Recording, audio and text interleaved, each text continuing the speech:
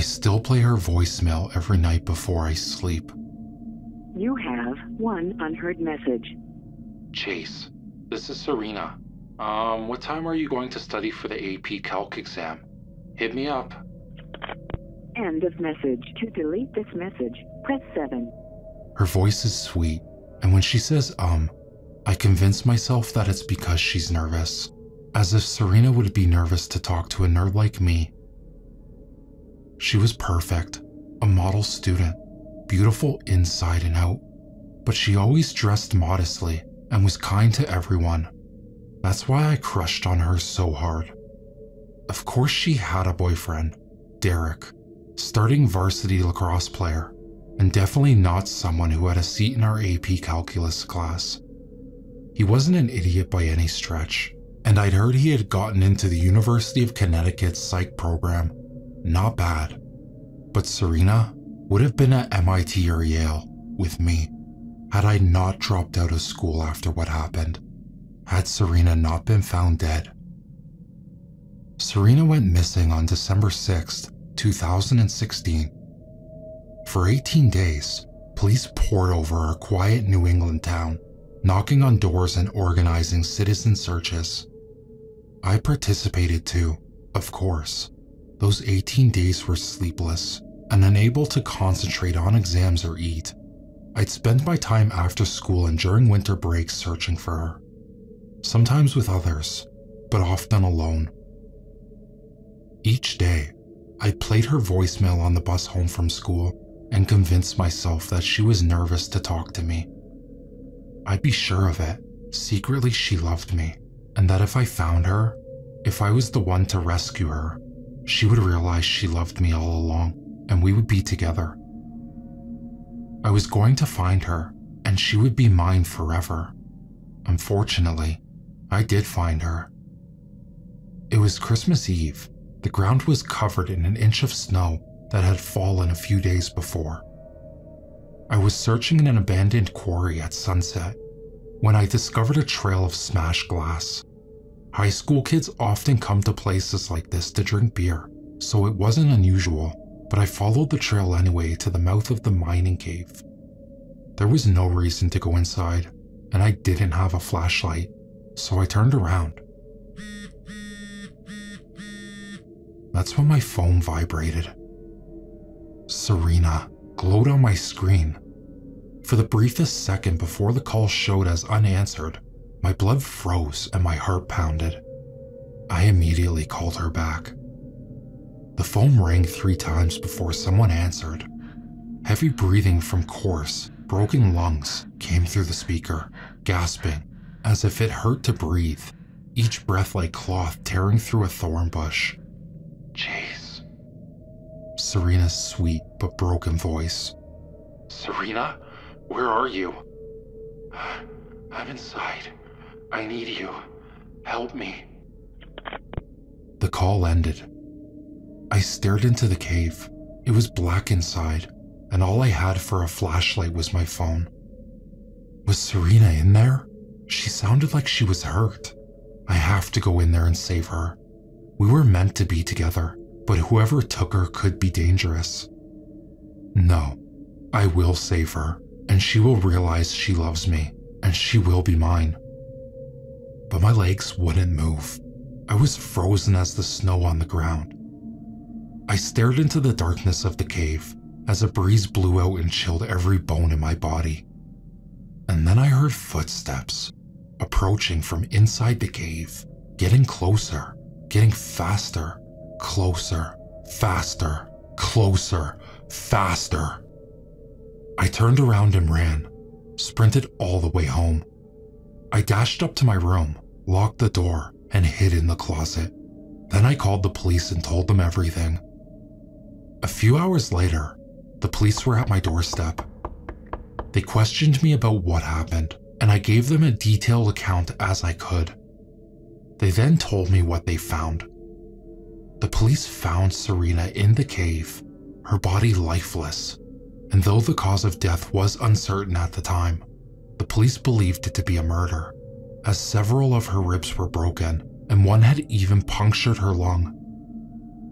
I was devastated, and immediately broke down in tears. Had I only been braver, maybe I could have saved her.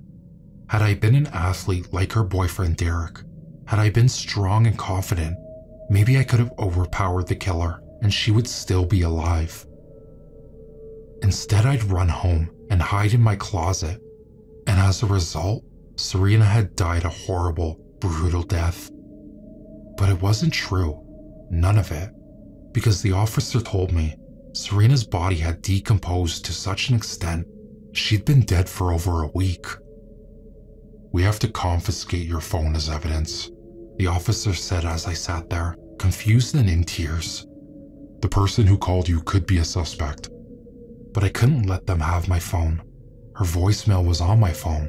That was my last remnant of her, and her giddy, nervous voice proved she loved me. I made it up," I said. "The part about getting the phone call, it never happened." "Now why would you do that?" the officer asked. "I went inside the cave, and I saw her body. It scared me so much I ran home. I wanted to be taken seriously, so I made that part about her calling me." My explanation made no sense, but the officer, realizing that I was in shock, didn't press me further. I asked him one final question. "Did you recover any of her belongings, like her phone or anything?" "I can't really talk about it, but no, we didn't find anything like that on her." Nothing made sense. I went to bed and slept for 16 hours. There was no cheer on Christmas Day for me or anyone in my family.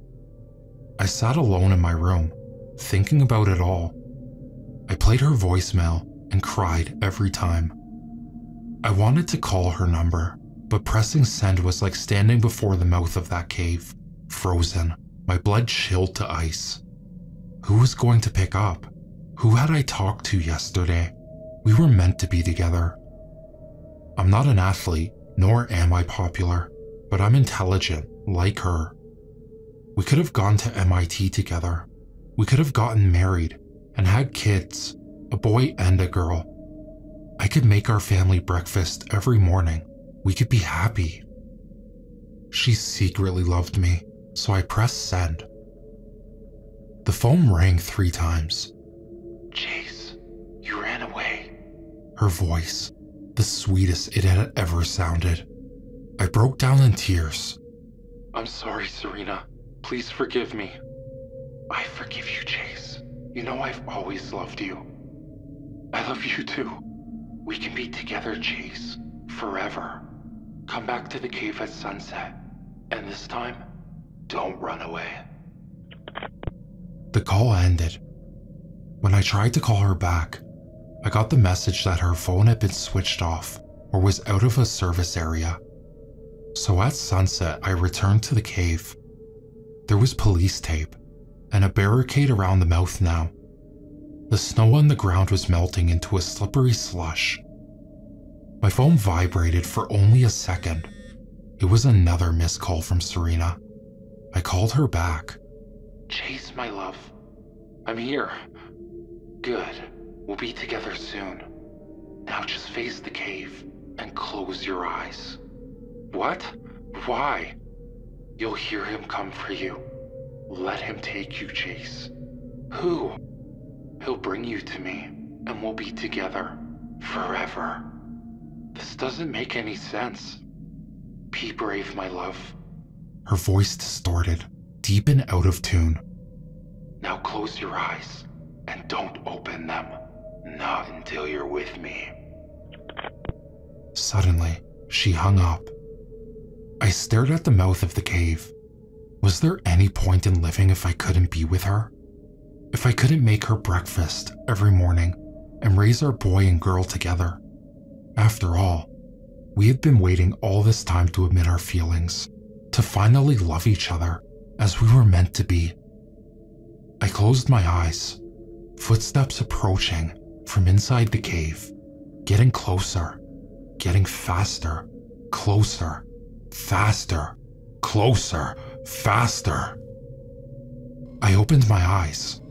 In the second before I turned and ran, I saw a naked man with gray, elephant-like skin come out of the cave. All I remember is that he had no eyes. Where his eyes should have been, there were teeth. Almost a year has passed. A year filled with despair, depression, and unrealized aspirations. But at least I'm alive. I'm not a brave man, and that's what saved me. I still listen to her voicemail daily. I still believe we can be together. But when she miscalls me every day at sunset, I don't call her back. I don't phone the dead, and neither should you.